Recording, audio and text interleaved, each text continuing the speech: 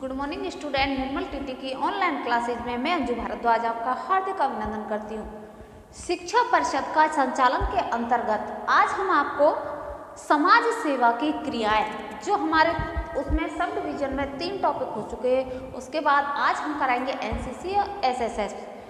इसके अंतर्गत आज अध्ययन करवाएंगे। शिक्षा परिषद संचालन के अंतर्गत हमने आपको शैक्षिक भ्रमण, लोकतंत्रवादी संगठन, इन चीज़ों के बारे में अध्ययन करा चुके हैं।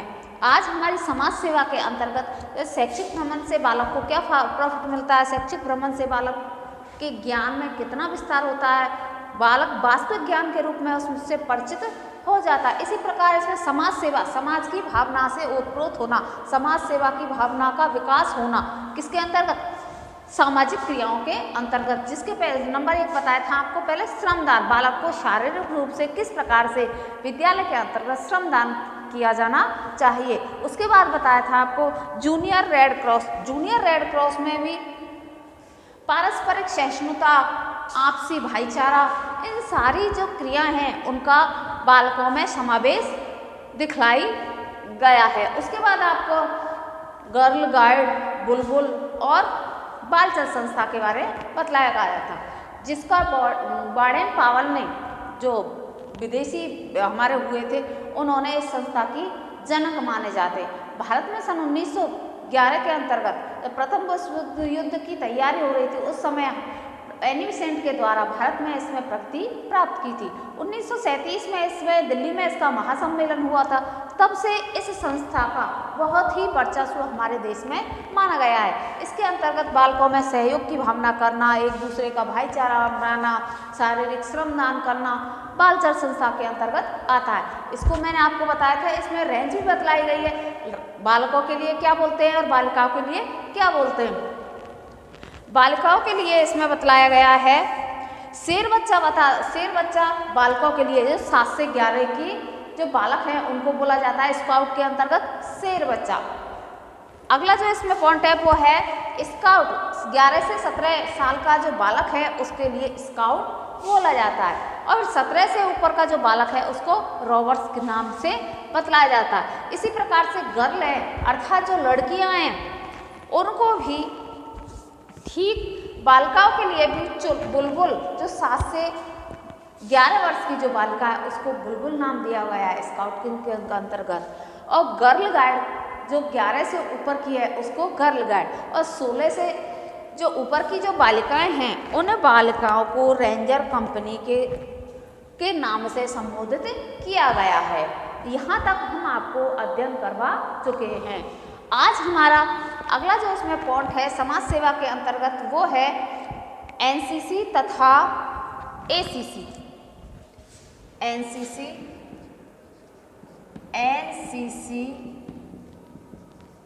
तथा एसीसी।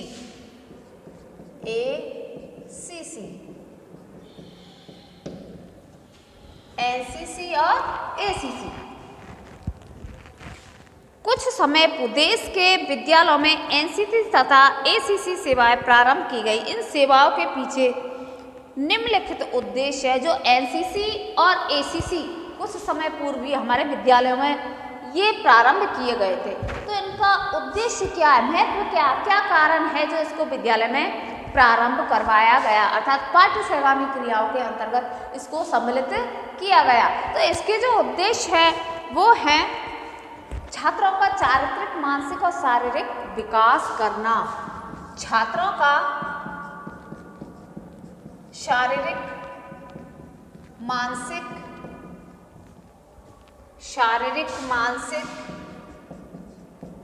और चारित्रिक विकास करना। किसका? एनसीसी के। कैसे करना? चारित्रिक विकास। बालकों जो समूह में रह करके बालकों के जो काम करवाया जाएगा उनको शारीरिक और मानसिक रूप से कार्य करवाया जाएगा, तो छात्रों का शारीरिक, मानसिक और चरित्र से भी वो उनका क्या हो जाएगा? विकास होगा। ये एनसीसी और एसीसी का उद्देश्य है। अगला जो पॉइंट है उसमें वो है देश रक्षा की दूसरी पंक्ति तैयार करना। देश रक्षा के लिए, देश रक्षा की दूसरी पंक्ति कर तैयार करना। ये अपने आप को पीछे नहीं हटते। ऐसा कोई भगवान ना करे ऐसी कोई विपदा आ पड़े हमारे देश के ऊपर, तो ये जो एनसीसी और एसीसी के जो स्काउटिंग है, जो समाज सेवा के जो बालक हैं, ये अपने आप को पीछे, उनको सारा प्रशिक्षण दिया जाता है और उस हिसाब से इनको तैयार किया जाता है कि अगर भविष्य में कोई ऐसी आपदा आ पड़े तो आप अपना सहयोग दे सकते हो। अब जैसे कोरोना महामारी है, तो कोरोना महामारी में हमारी जो मिलिट्री फोर्स है, हमारे जो चिकित्सा कर्मी है, हमारे जो शिक्षक है, सारे लोगों ने क्या किया था, योगदान दिया था। तो बालकों का इसमें क्या किया जाता है, पहला शारीरिक, मानसिक और चारित्रिक विकास। दूसरा हम बात करें एनसीसी की, तो देश रक्षा की दूसरी पंक्ति, पहली है मिलिट्री, उसके बाद दूसरी है एनसीसी की, जो समाज सेवा के लिए कार्य करती है। अगला जो उद्देश्य है वो है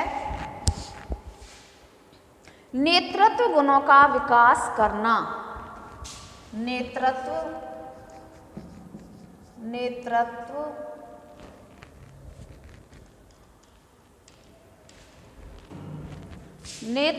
गुणों का विकास करना।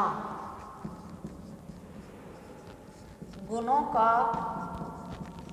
विकास करना, किस प्रकार से विकास करते हैं नेतृत्व? एक ऐसा, जैसे मैंने आपको बताया था शैक्षिक भ्रमण के लिए कि बहुत सारे बालक हैं, तो उनको टोली में विभाजित करके उसका एक नायक कर देना कि आपको अपने जो 10 बालक है या 15 बालक है, उन बालकों को अनुशासन में रखना है, उन बालकों की समस्या को सुनना है। तो उनमें नेतृत्व क्षमता का क्या हो गया, विकास हो गया। उसी प्रकार से नेतृत्व गुणों का विकास करना, छात्रों के अंदर नेतृत्व, स्वयं निर्णय लेने की शक्ति का, अर्थात गुणों का विकास किया जाता है। किसके अंतर्गत? एनसीसी और एसीसी के अंतर्गत। अगला जो पॉइंट है वो है अनुशासन तथा आत्मविश्वास का विकास करना। अनुशासन तथा आत्मविश्वास का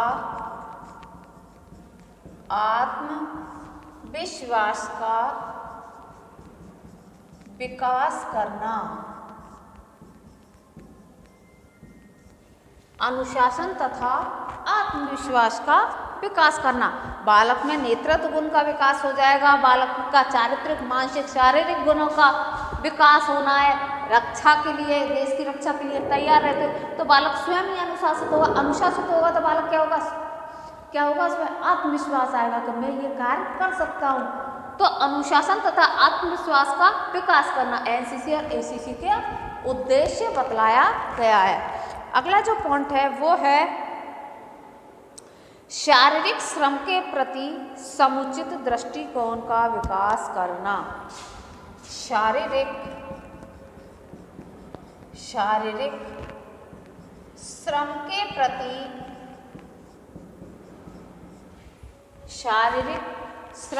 प्रति समुचित दृष्टिकोण का विकास करना। समुचित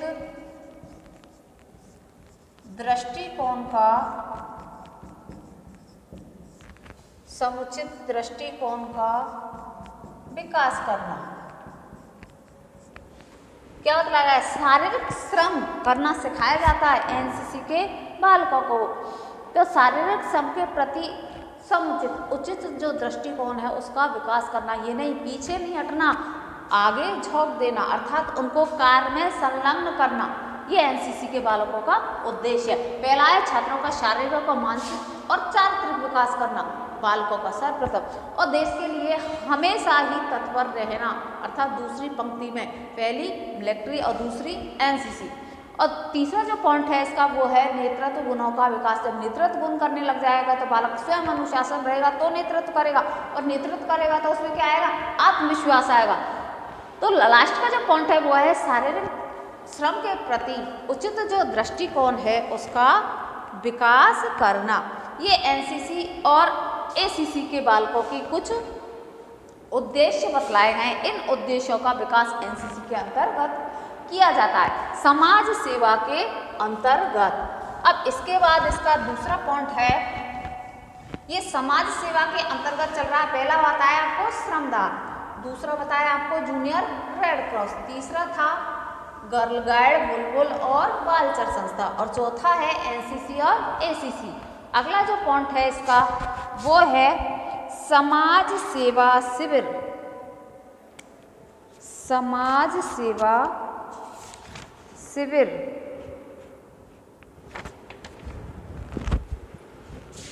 समाज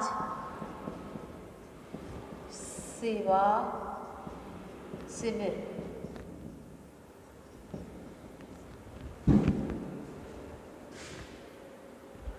छात्रों में सामाजिकता का विकास करने के लिए इस प्रकार के शिविरों का आयोजन किया जाता है। समाज सेवा शिविरों में इसके अलावा अनेक लाभ है। छात्रों में जो छात्र हैं, जो बालक है, उसमें समाज सेवा का भाव उत्पन्न करना, बालक उद्दंड ना हो, अपने समाज से पृथक ना हो, समाज के नियम कायदों को ना माने, इसलिए बालक को समाज सेवा में सम्मिलित करना, समाज सेवा का उसके अंदर भाव जागृत करना, तो ये शिविरों का आयोजन किया जाता है। तो आयोजन किया जाएगा तो इसके कुछ लाभ भी होंगे। अब इसमें इसके लाभ बतलाया है। विद्यालय एवं समाज एक दूसरे के निकट आते हैं। विद्यालय और समाज, विद्यालय और समाज एक दूसरे के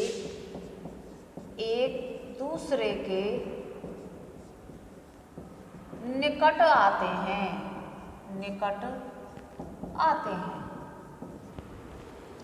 क्या लाभ मिलेगा इसमें? जो विद्यालय है, समाज के अंतर्गत जो लघु रूप में विद्यालय बताया गया है, वो विद्यालय और समाज एक दूसरे के निकट आते हैं। कोई भी समस्या होती है, विद्यालय के अंतर्गत शिविर लगाकर वहाँ के जो बालक हैं उसमें समाज सेवा की भावना का विकास उत्पन्न होता है, तो उत्पन्न किया जाता है। तो समाज और विद्यालय क्या हो जाएंगे? एक दूसरे के परस्पर जो संबंध है वो घनिष्ठ संबंध होंगे। ये इसका एक लाभ है। अगला जो पॉइंट है वो है शारीरिक श्रम के प्रति उचित दृष्टिकोण का विकास होना। वही शारीरिक श्रम के प्रति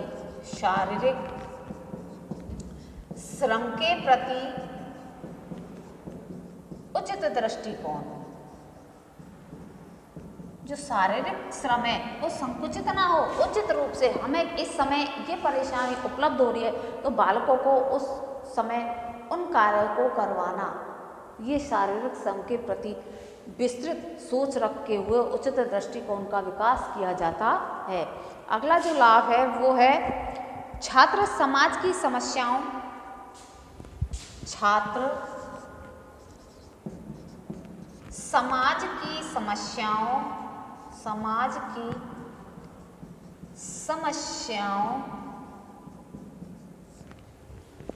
एवं रीति रिवाजों का छात्र समाज की समस्याओं तथा रीति रिवाजों से परिचित होते हैं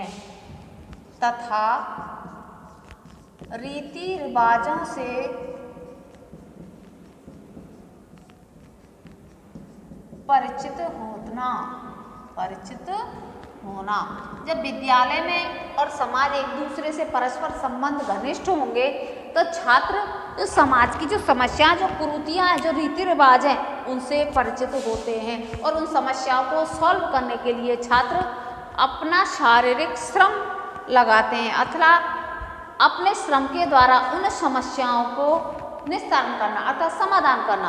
रीति रिवाजों से परिचित होना, इस समाज में इस प्रकार के रीति रिवाज हैं तो हमें उस प्रकार से कार्य करने चाहिए। समस्याएं हैं तो उस समस्याओं का निवारण किया जाता है। अगला जो लाभ है वो है छात्रों में सहानुभूति सहयोग। छात्रों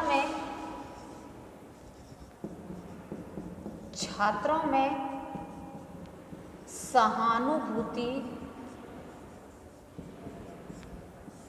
और सहयोग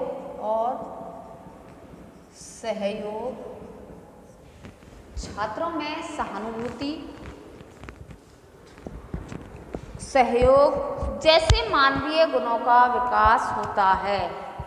सहयोग जैसे मानवीय गुणों का विकास होना।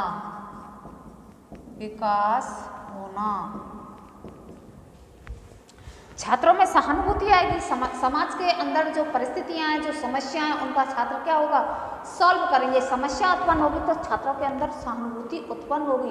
बालक शारीरिक श्रम करके उनकी समस्याओं का निवारण करेगा, सहयोग की भावना होगी। और जब समाज में समस्या उत्पन्न होती है, समाज विकृत होता जा रहा है, समाज टूटता जा रहा है, तो उसको एक करने के लिए मानवीय गुणों का विकास होना। सहानुभूति के द्वारा वह बालक अपनी सहायता से समाज को एक करता है, अर्थात जो भी उसकी प्रॉब्लम है उस प्रॉब्लम को सॉल्व करना, जिससे मानवीय गुणों का विकास होता है। इन शिविरों को नियमित तथा सामाजिक रूप से आयोजित किया जाता है। नियमित शिविर हर वर्ष के पास के किसी क्षेत्र में आयोजित किए जाते हैं, किंतु सामाजिक शिविर विशेष अवसरों पर आयोजित होते हैं। इन शिविरों को नियमित एवं सामाजिक रूप में, नियमित एवं सामाजिक रूप में किए जाते हैं। नियमित तो हर वर्ष, और सामाजिक किसी विशेष अवसर पर, समाज का कोई ऐसा फंक्शन है या कोई विशेष अवसर है, या फिर समाज के लिए जैसे बाढ़ आ गई, भूकंप आ गई, तबाही मच गई, ये अब जैसे अपनी महामारी चल रही, कौन सी, कोरोना महामारी, तो ये कोई विशेष जो अवसर होगा उस पर ये शिविर लगाए जाते हैं। जैसे बाढ़ पीड़ितों की रक्षार्थ शिविर, संक्रामक रोगों की रोकथाम हेतु शिविर, या किसी जुलूस, मेला आदि पर शिविर लगाना, ये सामाजिकता के अंतर्गत आते हैं। बाढ़ आ गई है कहीं, जैसे बिहार की तरफ आती है उधर ज़्यादातर, तो वहाँ की सेवक, उनको शिविर लगाकर उनकी सेवा की जाती है। अब जो वैश्विक जो महामारी है उसमें समाज सेवा कितनी की लोगों ने, तो ये थोड़ी है कि ये नियमित रूप में नहीं आएगी, ये सामाजिक और नियमित रूप से तो हर साल जो शिविर लगते हैं उनमें कार्य करना, और सामाजिक रूप से कोई विशेष रूप से शिविर लगाए जाते हैं। जो हमारी आपत्ति आ पड़ती है, जो आपदा आती है, संक्रामक रोग है, उन रोगों की रोकथाम के लिए, बाढ़ग्रस्त रोगों के लिए, उनके लिए सामाजिक एवं नियमित शिविरों का आयोजन किया जाता है, जिससे सहिष्णुता की और मानवीयता की क्या हो जाती है, भावना उत्पन्न होती है। मानवीय गुणों का इसमें क्या हो जाता है, भाव आता है, मानवीय गुणों का विकास होता है, और सहिष्णुता, सहयोग और परस्पर आपस में घनिष्ठ संबंध होते हैं सामाजिक शिविरों के अंतर्गत। अगला जो इसके अंदर पॉइंट आता है वो है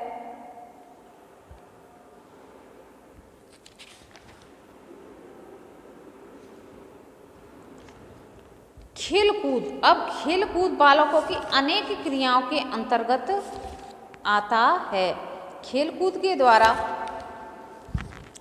जैसे बालकों की अनेक क्रियाएं, शारीरिक क्रियाएं आवश्यक हैं। बालक स्वभाव से ही शांत नहीं बैठ सकता, गहन मानसिक चिंतन नहीं कर सकता, लंबे समय तक पढ़ नहीं सकता। आप बालक को अच्छे से जानते हो, जो खेल कूद है वो बालक की शारीरिक क्रिया है। हमेशा बालक क्या करता रहेगा, शैतानी करता रहेगा। जब से बालक जन्म लेता है तब से बालक कुछ ना कुछ खुरापाती करने लग जाता है, शांत नहीं बैठ सकता। कहते हैं ना, घर में जब छोटे बच्चे होते हैं मम्मी डांटती है, चुपचाप बैठ जाओ, यहीं खड़ा रहे या यहीं बैठा रहे, तो नहीं बैठेगा।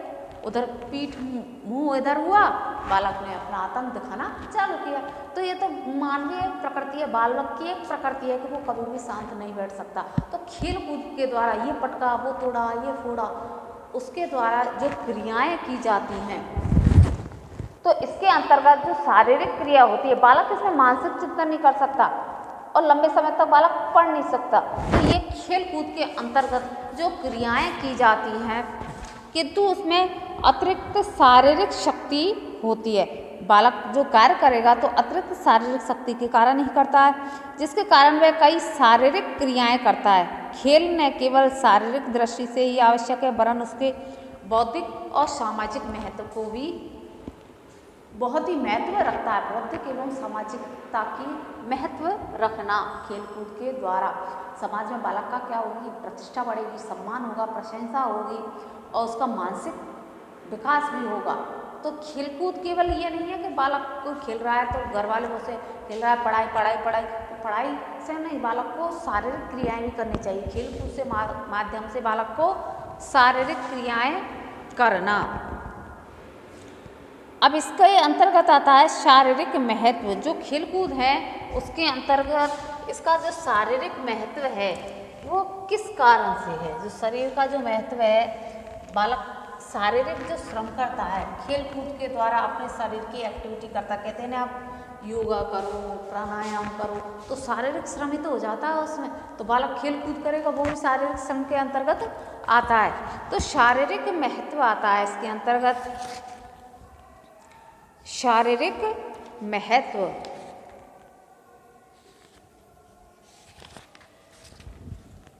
शारीरिक रूप में खेल कूद अत्यंत ही महत्वपूर्ण है। शारीरिक महत्व, शरीर की क्रियाओं के लिए खेल कूद करना अत्यंत ही महत्वपूर्ण है, जिससे बालक की शारीरिक जो क्रियाएं हैं उनसे लाभ मिल सके, उनसे लाभ बालक प्राप्त कर सके। खेल कूदों से शरीर की स्फूर्ति, शक्ति का संचार होता है, शरीर शक्तिशाली बनता है, अतिरिक्त ऊर्जा का सदुपयोग होता है। खेल कूद से वे अनेक शारीरिक अंगों का प्रयोग करना सीखता है। इसमें गामक विकास में सुविधा होती है। खेलों से रक्त संचार तीव्र होता है, अनेक शारीरिक रोग दूर होते हैं। खेलों से श्वसन क्रिया में तीव्रता आती है, जिससे शरीर की दूषित वायु बाहर जाती है और शुद्ध वायु प्रवेश शरीर में करती है। खेलकूद मानसिक थकावट को दूर करते हैं। ये हो गई आपकी पुस्तकीय लैंग्वेज, विषयगत ज्ञान। खेलकूद से बालक की जो जितने भी शारीरिक रोग हैं उन रोगों से बालक मुक्ति पाता है। बालक की मानसिक जो थकान है वो बालक की दूर होती है। शरीर शक्तिशाली, स्फूर्ति और चुस्त होता है, जिससे बालक एकदम क्या हो जाता है, निरोगी हो जाता है। बहुत से कहते हैं ना पढ़ाई तो पढ़ाई की बोझ से बालक इतना दब जाता है, इतना लद जाता है कि जैसे उसको एक्स्ट्रा जो कैरिकुलम है, जो शारीरिक जो खेल कूद है वो करना चाहिए, जिससे बालक का बहुत ही लाभ, स्फूर्तिदायक, शक्तिदायक, पौष्टिक खेल कूद के द्वारा बालक शारीरिक श्रम कर सकता है। जो शारीरिक महत्व है किसका, खेल कूद में। अगला भी खेल कूद के अंतर्गत मानसिक महत्व। पहला महत्व हो गया खेल कूद के अंतर्गत शारीरिक, दूसरा हो गया मानसिक महत्व। बालक की मानसिक थकावट को क्या करता है, खेल को दूर करता है, तो इसका मानसिक महत्व भी बहुत ही इम्पोर्टेंट है। स्वस्थ शरीर में स्वस्थ मस्तिष्क निवास करता है। किसकी परिभाषा है, बहुत बार मैंने दे दी होगी। स्वस्थ शरीर में, स्वस्थ शरीर में स्वस्थ मस्तिष्क निवास करता है। ये रूसो की परिभाषा है, जो प्रकृतिवादी हमारे दार्शनिक हुए थे। उन्होंने कहा स्वस्थ, अगर बालक का शरीर स्वस्थ रहेगा तो उसमें स्वस्थ मस्तिष्क। आप बालक का सिर दर्द कर रहा है, हाथ दर्द कर रहा है, पेट दर्द, कोई भी एक्टिविटी बालक मतलब निरोगी नहीं है, उसके कोई रोग नहीं है, ये नहीं है उसके अंतर्गत रोग है और आप कहो आप ये कार्य कर लीजिए, पढ़ाई कर लीजिए, जी नहीं, उसका माइंड कहाँ ही रहेगा, मेरे सिर में दर्द हो रहा है, मेरे हाथ में दर्द हो रहा है, मेरे कान में दर्द हो रहा है। तो इसलिए कहा गया कि स्वस्थ शरीर में आप बालक स्वस्थ रहेगा, निरोगी रहेगा तो वो कुछ भी कार्य कर सकता है। तो मानसिक महत्व भी खेल कूद में बहुत ही लाभदायक सिद्ध होता है, यह बात निश्चित है। खेल कूदों में मानसिक स्फूर्ति बढ़ती है। शारीरिक स्वस्थता से मानसिक स्वास्थ्यता की प्राप्ति होती है। खेल कूदों से मानसिक स्फूर्ति बढ़ती है। कुछ खेल कूद जैसे बैडमिंटन, वॉलीबॉल, हॉकी आदि ऐसे हैं जो तुरंत निर्णय लेने की आवश्यकता होती है। बैडमिंटन, हॉकी और वॉलीबॉल, इनमें मानसिक ताकि तुरंत निर्णय लेने की क्षमता विकसित होती है। मानसिक जो स्फूर्तिदायक है, खेल कूद से जो मानसिकता है वो स्फूर्ति पड़ती है। खेल कूद से तुरंत निर्णय लेने की आवश्यकता हो जाती है। ये खेल तर्क, ये खेल तर्क, निर्णय, कल्पना आदि मानसिक शक्तियों का प्रशिक्षण एवं विकास करते हैं। ये खेल क्या करते हैं? तर्क, चिंतन और मानसिक विकास करते हैं। तुरंत निर्णय लेना मानसिक विकास का, खेल कूद के द्वारा मानसिक विकास का महत्व बतलाया गया है। उससे चिंतन करना, वह तुरंत ही गेंद को किधर, ऐसे प्रशिक्षण दिए जाते हैं। कल्पना शक्ति भी, गेंद को कैच करना, विपक्षी कहाँ कमजोर है, कहाँ सफलता है, इसको चिंतन योजना बनाने, क्रियान्वित करने में साहस आता है। जैसे क्रिकेट का खेल होता है, वॉलीबॉल का खेल होता है, तो वो पहले अपनी व्यू रचना बनाने के लिए आप उधर खड़े होइए, आप लास्ट में जाइए, आप मध्य में रहिए, आप दो बॉलर, वो विकेट कीपर उधर पीछे रहता है, वो अपनी वो मानसिकता को इतना भाप लेता है कि यहाँ ये बॉल किधर की तरफ देगा या इधर की तरफ देगा, हमें कैच किधर से लेना है, किस प्रकार से लेना, इन सारों का क्या होता है? प्रशिक्षण होता है। तो खेल कूद से मानसिक महत्व बहुत ही लाभदायक सिद्ध होता है। इससे मानसिक शक्ति का विकास होना ये बतलाया गया है। अगला जो विकास है इसमें महत्व है वो है सामाजिक महत्व। सामाजिक महत्व, खेलों का अपना सामाजिक महत्व है। खेल कूदों से बालकों में सामाजिक गुणों का विकास होता है। यहाँ आकर ही बालक दलीय भावना, सामाजिक महत्व, ये तो हो गई शारीरिक महत्व, मानसिक महत्व और सामाजिक महत्व। बालकों में सामाजिक महत्व। अब सामाजिक महत्व के अंतर्गत बालकों में सामाजिक भावना की विकास होना, बालक दूर दूर से आए हुए बालक में सहयोग भावना करना, एक दूसरे का परस्पर संबंध स्थापित करना, समाज सेवा करना, खेल कूदों के द्वारा सहयोग करना, वहाँ आकर वो सारी चीज़ें ऐसे सीख जाते हैं। बालक एक साथ रहेंगे नहीं, एक दूसरे को जानेंगे नहीं, पहचाने नहीं, तो फिर बालक में सामाजिक महत्वता नहीं आएगी। बालक दलीय भावना, दल के प्रति वफादारी, उत्तरदायित्व, परस्पर सहयोग, सहानुभूति, सामाजिक गुणों का विकास करते हैं। नेतृत्व गुण तथा नेता की अधीनता का विकास करना, उसमें नेतृत्व शक्ति की भावना का विकास हो जाता है, दलीय भावना का विकास हो जाता है, सामाजिकता का विकास हो जाता है, एक दूसरे का सहयोग करते हैं। ये भी सामाजिक महत्व के अंतर्गत आता है। वह अपने स्वयं तथा व्यक्तित्व को भूलकर अपने को दल का एक अनिवार्य अंग समझने लगता है। वो अपने आप को दूसरे का नहीं, स्वयं को भूल करके दल का जो संघ है, जो समूह है, उसका एक अनिवार्य अंग अर्थात अपने आप को एक अनिवार्य हिस्सा समझने लग जाता है। वो नहीं कि मैं की भावना उसमें नहीं होती है। मैं की भावना समाप्त होकर के वो जो दल है, जो समूह है, उसके अंतर्गत अपने आप को समाहित करता है।